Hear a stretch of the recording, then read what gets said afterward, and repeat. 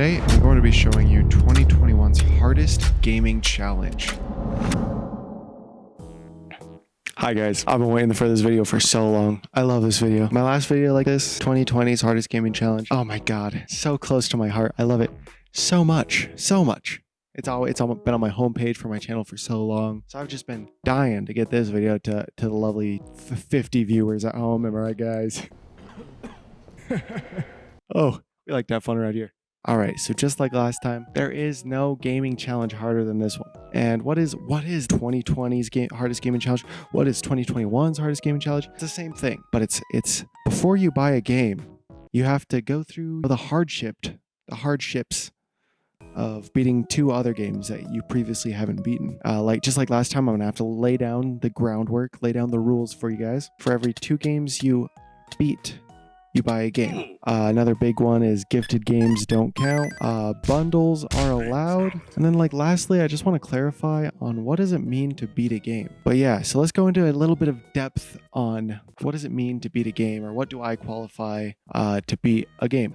For multiplayer games that don't have a single player campaign or anything like that, I just say you have to play it for 10 hours or more and then get at least 1 win in it. Let's use Among Us as a case because we did that last year. I played that for 20 hours and I got imposter wins and I got crewmate wins. So I was like, okay, that's good enough. I see the game, I experienced the game for all that it's worth, and I moved on with my life. What about games with multiple endings? If you get a shitty ending that you might get halfway through the game, are you done with it?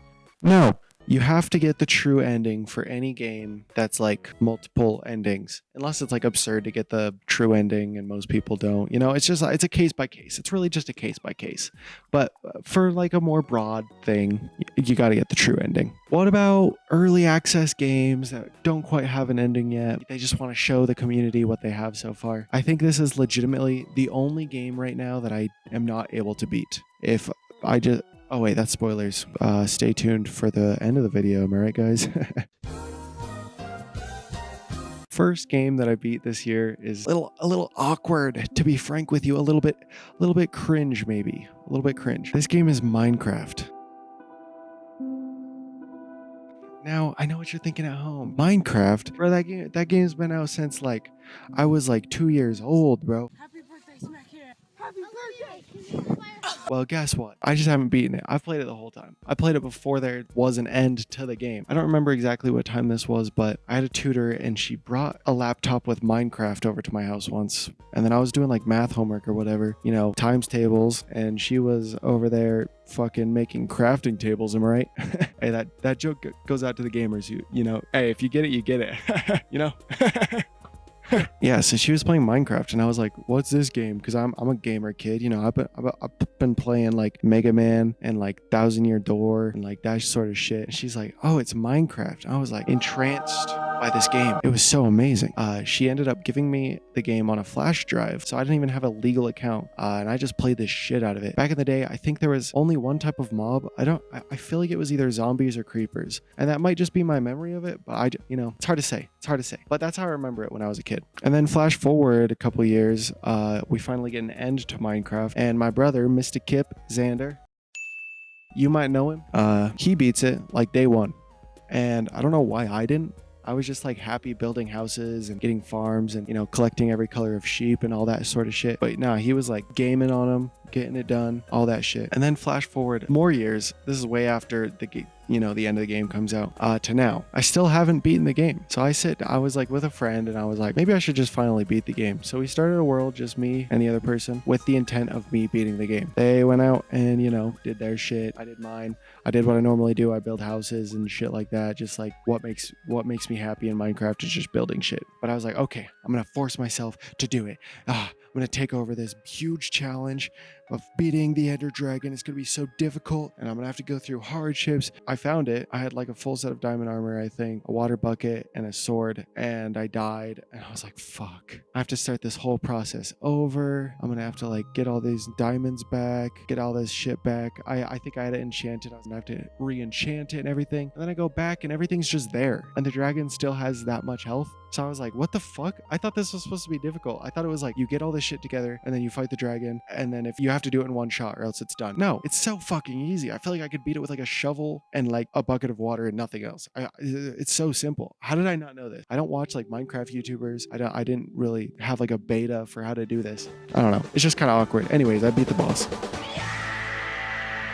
MLG buckets are pretty sick, and they're actually really easy also. So yeah, that's the story of how I beat it, and like a lot of backstory, whatever. But check out this town that I made with my Five Guys friends. Check it out. Okay, so there's this house. Oh wow, what a cute house. If you look up to the sky here, there's a bunch of crosses. That's because Brody, you know Brody. Everybody here knows Brody. Brody just watched Evangelion, so he was like, I'm gonna build a bunch of crosses. And then other people had problems with that, so they started bombing his house and taking down the crosses. And then there was this cross put up as like an anti-Christ thing because it's upside down cross. Very smart. Anyways, while all that was happening, I just decided to dig a giant hole and then make a tip pillar from the hole to the top of the block limit. That's like the perfect example of what I do in Minecraft. I just kind of do bullshit and don't care about the game very much. All right, now onto the scoring. It's kind of weird to score in Minecraft because like in a lot of ways it's a perfect game for what it is, and it's hard to rank it like pretty low. But I'm never like in the mood to play Minecraft. Every once in a while I'll be like, I think it's time for Minecraft, and I'll get some of my friends and we'll play, and it'll go hard for like a week, and then you're like just back to normal everyday life. I think for Minecraft it's hard to rank it anything lower than a 9, so I'll just go 9 out of 10. Additionally, because I'm probably never going to talk about Minecraft again on my channel, the soundtrack is like the best soundtrack in any video game ever. So good. It's like top 50 albums, and that's like actual music included. So all right, next is Bloons Tower Defense. I have a very strange urge to like burp, so just give me 1 second. Okay, there's not like a whole lot to say about Bloons Tower Defense. I feel like a lot of people played this in high school when they were supposed to be doing like schoolwork and stuff like that. That was my experience. I played it as a kid too, but like most of my good memories came from high school. It was on sale for like less than $1, so I was like, I think I was in a Discord call with my friends, and I was like, dang, this gaming challenge, got me kind of fucked up. I don't got enough money to buy this like cheap ass game, but damn. And then someone, I think it was Xander pulled through. He's like, okay, fine, I'll get it for you. Whatever. And then I got it. So maybe the loophole for like people buying games for me is kind of bad. Who cares? I got a free games and I beat it. So Bloons Tower Defense, I beat it. The way that I quantify myself beating it is I just beat all the levels on normal. Here's my proof going through all the levels. Beat it on normal. Beat some of them in different levels of difficulty as well. It's just games like these that I enjoy for like background while I'm watching like YouTube or whatever. I could put it on and just kind of have like one-hand gaming sesh. The game's good and fun and good, and it's better. I think it's around like a 7. It could be a 6. It's good. It's definitely good. I said that like 4 times now. Fuck. It's just not anything that hits out of the ballpark or revolutionizes. It's just it's not good. It's not fucking good. I can't do this. The channel. This video's over. I fucking. Oh my god. Just cut the tape. If you're a Fortnite kid, then it's over. I'm deleting it all.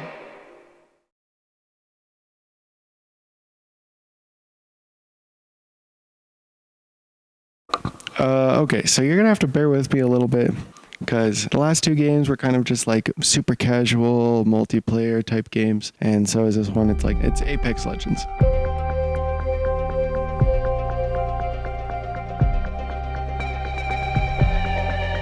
And I guess casual is the wrong word, because this is out of like everything I beat this year, this is like the most competitive. But what I mean by that is just like everybody plays it, everybody knows the gist, Bloons Tower Defense, Minecraft, and Apex Legends. I think as far as like stuff in this genre, like the battle royale type genre, this is actually probably one of the best. It's definitely the one that I play the most. I don't really play it too much anymore, but if a friend asked me if I wanted to play Apex, I would not, I would not turn them down. That's the word I was looking for. Yeah, so it's like just a solid game. It's just, what else is in the same category? Is it like Fortnite? I guess if you're a Fortnite kid, then that's something. PUBG, I played PUBG for a while, didn't really like it.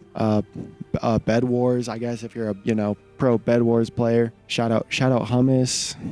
Shout out to you, Hummus, for Bed Wars champion. But besides that, I think Apex is like pretty much the only game people play these days, and it's solid. It's really solid. On the downsides of Apex, the character personalities fucking suck. Oh my god, anytime one of these characters like opens their mouth, it is just fucking vile, stupid shit that comes out. Y'all ready for the Mirage train? Man, I don't get it. Octane says it, it's all cool, but no, I say it, I sound like somebody's dad. Oh my god, Mirage? Don't get me started on Mirage, dude. This is like the worst character of all time. It's like those stupid fucking memes where it's like, Mom, I want Handsome Jack. Mom, we got Handsome Jack at home. Oh god, really unfunny people are laughing really hard right now. I promise unfunny people are laughing right now. It's like another 7, I would say. Just like the same with Bloons Tower Defense. It's good. Doesn't really like kill anything for me. Okay, just before we move on, I just want to show you my first ever Vic Roy. Okay, my first ever, I don't know what they call it in Apex thing, but it's like, yeah, I won. This was with me and my friend Ian, and he was recording, and he has like the worst recording software of all time. So everything sounds like shit, but just know this is from his perspective looking at me getting the Vic Roy. And it's also with a P2020, which is a terrible gun. Okay. Yeah, if you can get down to me, then we get the best positioning. You watch the right, I'll watch the left.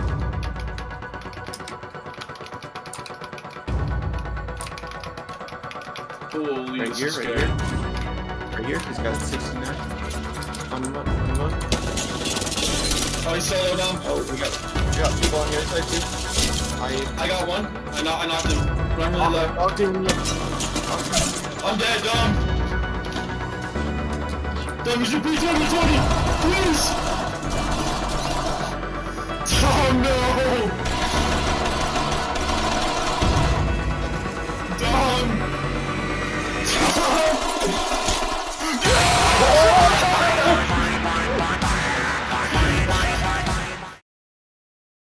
I'm gonna bring you nice and close for this one and for the rest of these, because I think I prefer the camera to be nice and tight on me. There it is. Ayo. Okay, let's get into it. All right, Katana Zero is the next game I beat.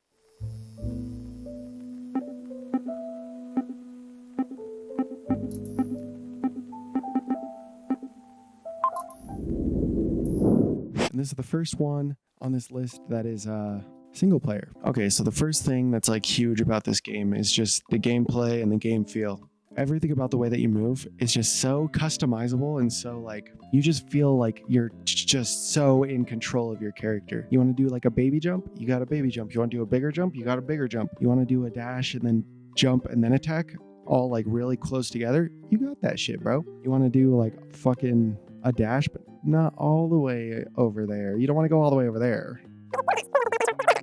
That's basically what this is. It's just super tight controls, super customizable, and it makes for an amazing game feel. Along with that is you have just really cool levels and brutality, I guess. Very akin to like something like Hotline Miami, which is one of my favorite games. A lot in common with Hotline Miami. I could go on about that, but I won't. But even with these like cool levels, there's also really fucking awesome boss fights. I did not think this game would have like boss fights, let alone fucking epic boss fights. Fucking epic boss fights. Yeah, so as far as the story goes, I never really felt like I was like that attached to any of the characters. I like the girl, I like this girl, I like Dragon, and that's pretty much it. Speaking of Dragon though, once you play as Dragon in the game, you do not want to go back to the other guy. Dragon is so fucking sick. Watch him, dude. He's just like zipping around, doing that shit. Bro, what the fuck? All I can do with the other shitty ass main character is just slow down time a little bit. Who fucking cares? Who wants to do that when you can bing, zing, wah wah. You know what I'm saying? You guys know. You guys know.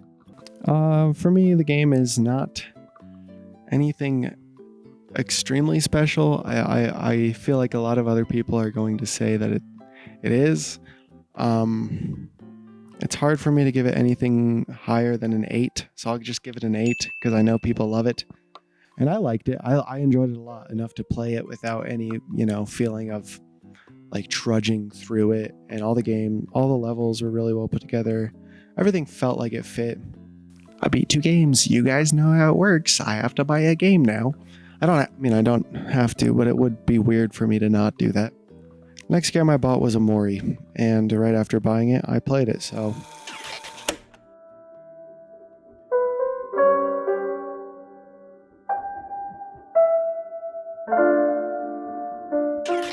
Let's get into that, shall we? Oh man, Omori was devastating. I don't know how else to say it. It was fucking devastating. Oh god. Oh fuck. Omori. Okay, I'm just gonna start with this saying Omori was my favorite game I beat this year, and it is a 10 out of 10, and it's also my second favorite game of all time. So Omori is a game made in Game Maker? RPG Maker. It's made in RPG Maker. Okay. Yeah, it's like an RPG, and you kind of go through these 2 different worlds of like, I'll just say Sunny and Omori. Omori is the dream version of Sunny, and in his dream, he's sort of reliving his childhood through this like very sugar-coated, very safe place. I don't even know how to describe it. It's just like the perfect reality where all of his friends are still happily together and nothing ever bad could happen. Unless. Man, shut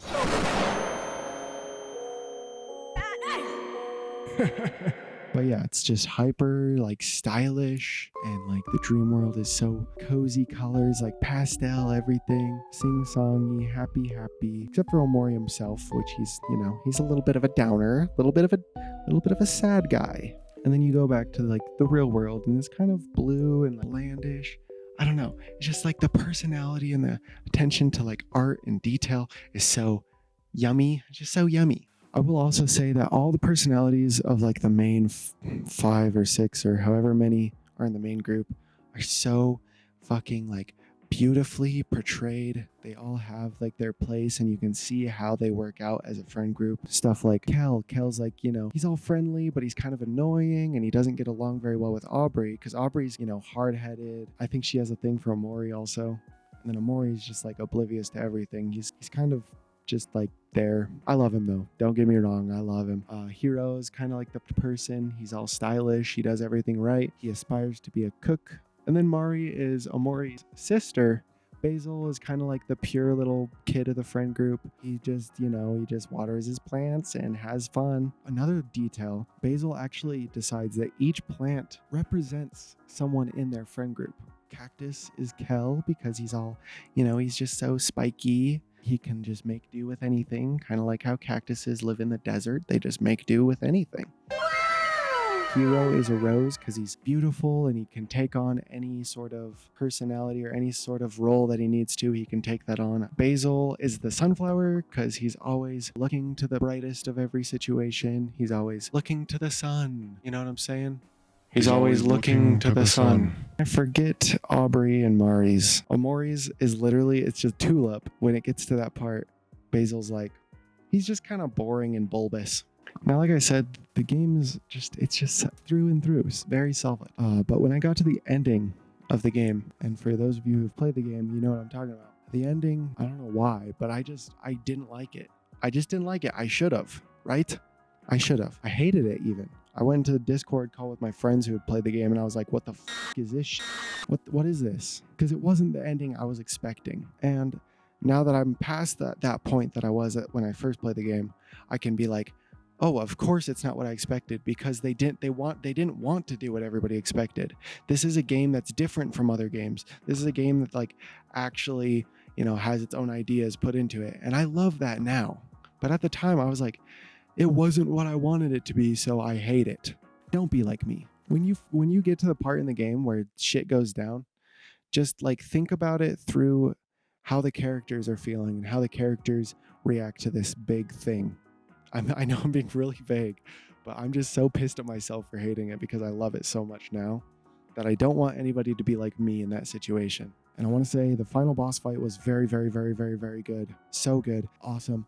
I'm probably going to say my favorite boss fight of all time until something, overrides it, but holy fuck. So fucking good. I think that's all I have to say about Omori. Like I said, a 10 out of 10. We're going to move on. I love the soundtrack also in this game. At the start of the game, it sounds, certain songs sound like this. A lot more like playful and childish and fun-hearted. But then later on, songs start to sound like this. It's like more scary and like sad and a little bit demonic and, tortured. Okay, we'll move on. All right, next game I beat was Celeste.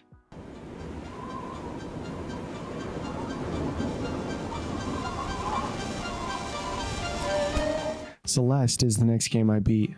Celeste is a platformer that you might have seen speedran. I just feel like everybody's seen Celeste. Everybody knows what it is. It's a platformer with really fucking tight controls, very flowy, and just very, very, very, very solid game feel. Amazing. Kind of like an innovator in game feel as well. Like, I don't know if they invented it, but they made this system where, like, if you jump slightly after running off of like a cliff or something, that counts as your first jump, and then you have another double jump. They add these gimmicks that completely fuck with, your momentum and your feeling when you're playing the game.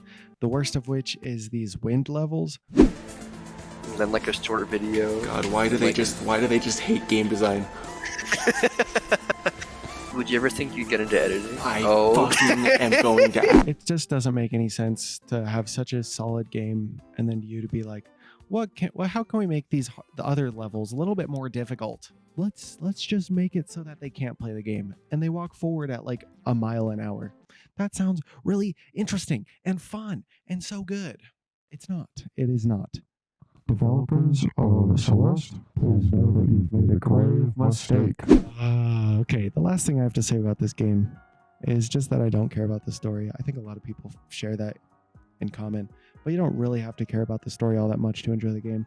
So that's not really going to affect my overall score. I just wanted to say it. But yeah, I care so little about the story that this is a spoiler, I guess, if you care about the story of Celeste, which you should not at all. But at the end of the game, right before the DLC, you go up to the top of the mountain and you see your grandma, and then you walk over and she gets struck by lightning and dies. And I don't know, I guess I'm the only one with this reaction, but I just started fucking laughing. It was so like out of nowhere. I just like, hello grandma, hello, hi grandma. That bitch dead, bruh. Oh, she dead. You know what I'm saying? Oh, she dead. Okay. I would say like an upper 8 out of 10. It could be a 9 it could be a 9 or even a 10 if it didn't, add all that weird level gimmicks with wind and shit like that. So after beating Omori and Celeste, I got One Shot.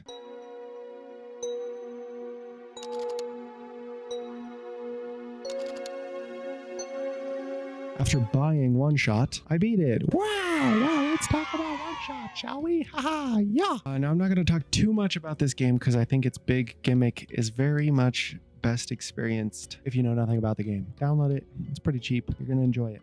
I promise. But what I can say about the game is the world building is really nice. All the writing and characters are beautifully executed. I mean, the characters aren't executed. All that's good. I will say, just a little bit of pros and cons. These are the cons now. The gameplay can be a little bit boring just because a lot of the areas are really barren. I think the first area of the game is even called the Barrens, and it's just kind of a lot of walking around, and the screen's kind of small, so you just kind of have to like walk around these empty areas back and forth trying to find random things on the floor or whatever you need to progress the game, and it just feels a little tedious at points. And lastly, it's the ending. The ending was really fucking satisfying, especially the actual ending. If you get the ending where you make a big decision, I'll just say that a big decision is made, then just know that's not the real ending, and you should look up how to get the real ending, because you will never find it by yourself ever. So just look it up and you'll enjoy it. I promise. Here, you say something now.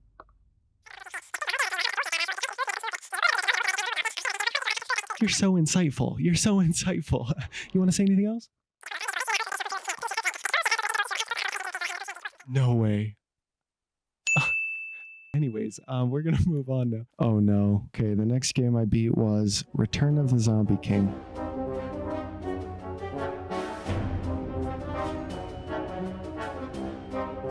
Do you remember last year where I talked about this game? Long time, and that's one screen platformer. It looked like a shitty game, and to be honest, I mean, sometimes you can read a book by its cover or whatever the fuck that means. Yeah, so that as well as like the review I made on Steam got the attention of the developers. Wow, that's so cool. I got recognized by the developer, and they were like, Well, I'm sorry that you had such a bad experience with the game. Is there anything we can do about it? I'm just like, bruh, the game sucks, bruh. I don't think I said that. They were just, I don't know. They just sent me an email, but then they were like, We actually have this other game, and here's the code for it for free. and I was like, okay, that's cool. I got a free game. I mean, I'm down for a free game, especially for this challenge, you know. Always looking for free wins. The other one took 20 minutes.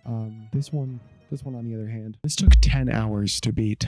10 hours. I don't know why I did this to myself. And the gameplay was way worse. Way worse. It was a auto scroller that you need upgrades to beat.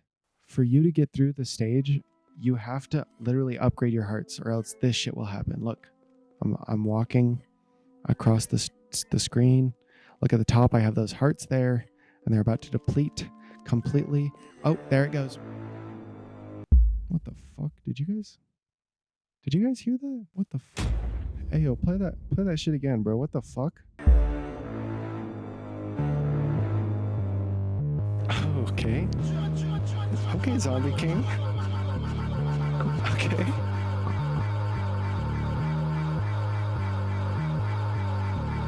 My mama was raised in the era when Like I said, the game is just complete shit though. It takes no skill. It's an auto scroller. It could literally be a fucking mobile game. There's one button. You could literally just tap when you jump, tap, and tap. Am I right, guys? Some of the stages are literally randomly generated. Like you can tell where things just, just happen. Things just happen there. It's like, huh. I can't see an actual person doing something as stupid as this. Like I said earlier, you can actually upgrade your character, and towards the beginning of the game, you upgrade it so that you get ears and eyes. And I just want to say, getting ears was the worst fucking decision ever to get in this game. Everything in this game sounds like fucking shit. Yeah, so this is, I think, the first instance of 1 out of 10. But yeah, 1 out of 10. Pretty shit game. Like, please go do something with yourself. After those 2 games, I bought Nier Automata, and I didn't beat Nier Automata, so it was a little sad to like break that cycle. Next game that I beat was Yume Nikki.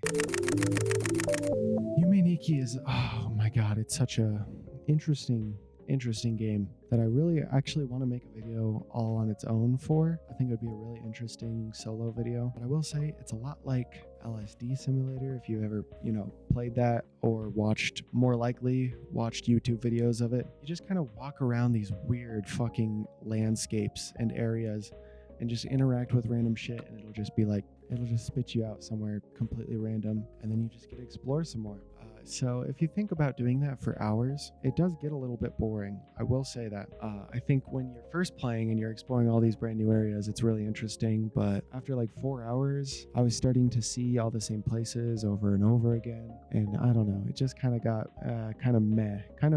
It's like, okay, I've been here. Kind of grindy, I'll say that. It just became a bit of a grind for me. I think, honestly, the best way to experience this game for like, if you want to play it at home, I would literally go onto YouTube and then look up like how to get all effects in Yume Nikki, how to get all secrets in the Yume Nikki, how to get all events in Yume Nikki, like everything. And then wait like a month or 2 until your brain's kind of just like forgotten all of it, and then play the game, because it'll be like you're still sort of like discovering new things, but it's familiar and it'll come to you more easily.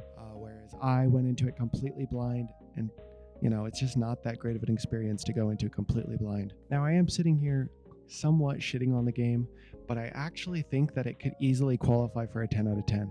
I think people who've played the game know exactly what I'm talking about, but it could easily be a 10 out of 10 or like on the complete opposite side and be a 1 out of 10. It's super boring, and nobody talks in it at all. There's not really a defined story. But then on the other side is the 10. It's extremely original. It's set up for a bunch of games to like, take inspiration from it, including Omori, which was my favorite game on this list this year. And it's like subliminal, and it's like has all these like, what is the word I'm looking for? Where it's like, do you guys know what I'm talking about? We're not adding this part, but I might as well ask you guys. Do you know what I'm talking about? Where it's like this thing represents this other thing? It's like, no. Like it represents something greater. You know, like in Lord of the Flies, where it's like Piggy represents like intelligence. What is the word for that? Guys, it was symbolism. Symbolism. There's symbolism. That's what I was trying to say. Holy fuck. And I don't know, the ending, oh my god. It just, it is so short and so concise. It was just like, boom, there it is. There's like literally 2 seconds. It was literally like a 2-second ending. And I just sat there and I was like, okay. That was not what I thought this game was about at all. But it just recontextualizes everything and makes that symbolism even more like stick out in your head. It makes you rethink the entire context of the game. You look back, I played it a little bit after I beat it, and I was just like, oh my god. Oh fuck. I looked up YouTube videos about what some of the stuff meant, and I don't know. It's just such a good game. I think this is the only game that I will ever not rank. I'm not ranking Yumeniki, and I don't feel bad about it because it's a really good game, but it's also like a very bad game experience. It's really difficult to make a decision on where I should rank it with those, those qualifications being stated. It's just, I don't know. I'm just going to have to skip out on ranking it. All right, the next game I beat was Going Under. Going Under is probably the hidden gem of this list. I feel like the games that I like on this list, everybody knows that they're good. Everybody knows about Minecraft and Omori and all this shit. But I don't think I've ever heard anybody talk about Going Under. Going Under is a game that takes place in, kind of modern day America, you know what I'm saying? With like a bunch of corporations, kind of like a negative outlook on corporations, That's pretty popular concept these days, you know what I'm saying? This is one of the better ones though. I think a lot of the satire is really good. I mean, just the entire art style of the show takes, inspiration from like the fucking Google ad. You know the one. The goodbye. Random cousin offers. That one? Like basically looks like that. It's just like these weird oblong sort of like solid colored characters working for this company. Everybody got their own personalities, you know what I'm saying? You got little child person over here who programs everything. And she's kind of, a short fuse type of lass. There's Tappy. I don't remember what she's a little whiny bitch, I think. I forgot exactly what she was about, but yeah.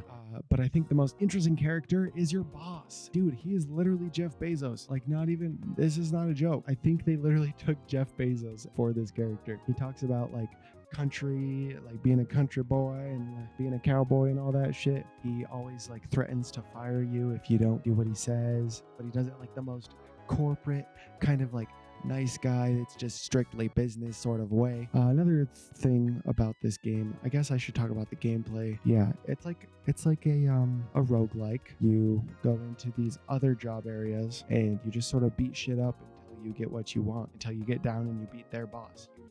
You beat down the levels until you beat their boss, and then you come back up with like a prized possession of their bosses. And you have 3 areas that you have to complete. The first one is Joblin. It's kind of like a satire on Uber and like just sort of like apps where you can get other people to do what you want for you. You know what I mean? It's like freelance. Yeah, freelance. It's like a comedy on freelance work. You got Strixcoin. Strixcoin. It's cryptocurrency shit. It's funny because the makers of the game made a tweet where they were like, we should make a new Going Under just to make fun of these fucking crypto nerds with their NFTs and shit. And I think that would be fucking awesome. If they made like a jungle themed level with like the bored apes and shit, that'd be fucking hilarious. So good. And then like the last area is Winky Dink, which is like a play off of like dating apps. So like Tinder and shit like that. So everybody in that area is like succubus or incubus, just like something like that. I don't know. It's just a really cool personality packed game that I think people should give a shot. It's, like I said, a little bit of a hidden gem. So you can play it and be like, yeah, my friends don't know about this cool game. The last thing about this game is just there's like a lot of cool references in it. I don't think I'll be able to show it just because there's not very much gameplay of this game online because nobody's fucking playing it. But there's a hungry box, which is literally a box that just comes out and tries to bite you. It's like a mimic, but for like the packages that you can get in the game. And there's also like one of these abilities, and it's a SpongeBob reference. I was a wimp before Anchor Arms. Now I'm a jerk and everybody loves me. So what a Wimp! And for beating it, you get like a achievement called Clutch Box. The game itself is an 8 out of 10. I think it's a pretty solid 8. All right, so I beat 2 games. I beat Going Under and Yume Nikki, and I bought Gunfire Reborn, which, I mean, I said it a little bit in the beginning of the video. This is the first game that I can't beat. I looked at it and I played it for a while and I'm like, this game doesn't have an ending. I talked to my friend and he was like, yeah, it's early access, no ending in sight, brother. So I was like, okay, I guess I just don't get to beat this one then. So I only beat one more game this year. It's called Genital Jousting.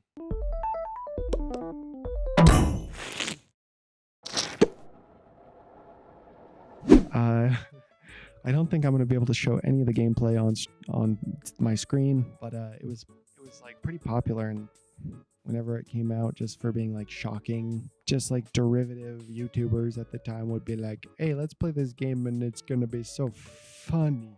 Everybody's gonna laugh so hard at it. There's penis and they have buttholes and you can go inside of the penis butthole. Oh my god, it's so funny. Yeah, I got gifted it as a joke like years ago. Not even like recently, not even when I needed gifted games. I got gifted it like forever ago, just so that my friends could play it together. And it was, you know, it's kind of funny to play with your friends. But as I was scrolling through my games, trying to find something I could beat, because I was having trouble with Isaac, which, I mean, maybe tune in next year and you'll see what I think about Isaac, because I'll probably beat it next year. But I was having trouble getting the speedrun bosses for Isaac. So I took a little break trying to find games I could, you know, beat to get my morals up, you know what I'm saying? And I scrolled past it and I don't know why, but I stopped and I looked just through like the fucking Steam homepage and I saw something about a story mode. I don't know why I did this, guys, but I played through the story mode and it was so gross. I mean, I don't know what else to say about it. It's just a story about this little penis named John trying to turn his life around. He's a bit of a rapist or something. I don't